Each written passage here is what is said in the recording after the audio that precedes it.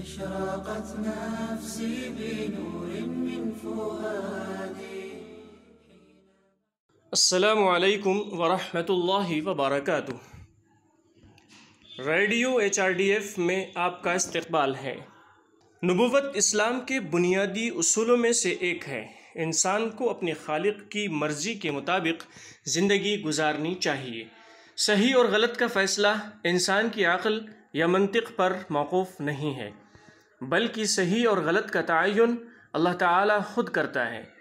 اس طرح کے تمام علم اللہ تعالی پیغمبروں کے ذریعے انسانوں تک پہنچاتا ہے، کیونکہ انسانی عقل، سوچ اور چالاکی کی کچھ حدود ہیں۔ یہی وجہ ہے کہ اللہ انسانوں میں سے ہی کچھ لوگوں کو اپنا پیغام پہنچانے کے لیے بھیجتا ہے، لہذا صرف اللہ کے پیغمبروں اور اس کے اخلاص پر بھروسہ کرنے سے ہی لوگ اللہ کو ڈھونڈ سکتے ہیں اور اس کے قوانین کے مطابق زندگی گزار سکتے ہیں۔ پہلا انسان حضرت آدم علیہ السلام اللہ کے پہلے بندے اور نبی تھے۔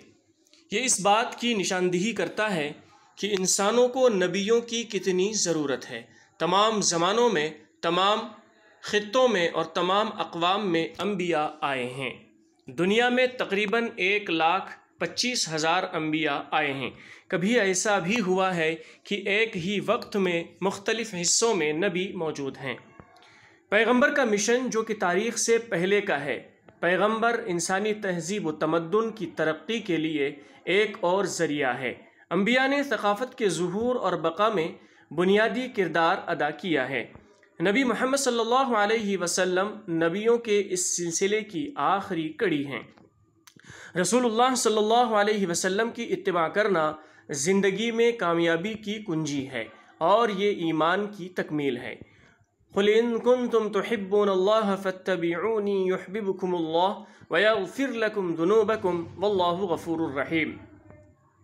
کہہ دیجئے اگر تم اللہ سے محبت رکھتے ہو تو میری تابعداری کرو، خود اللہ تعالیٰ تم سے محبت کرے گا اور تمہارے گناہ معاف فرما دے گا، اور اللہ تعالیٰ بڑا بخشنے والا مہربان ہے۔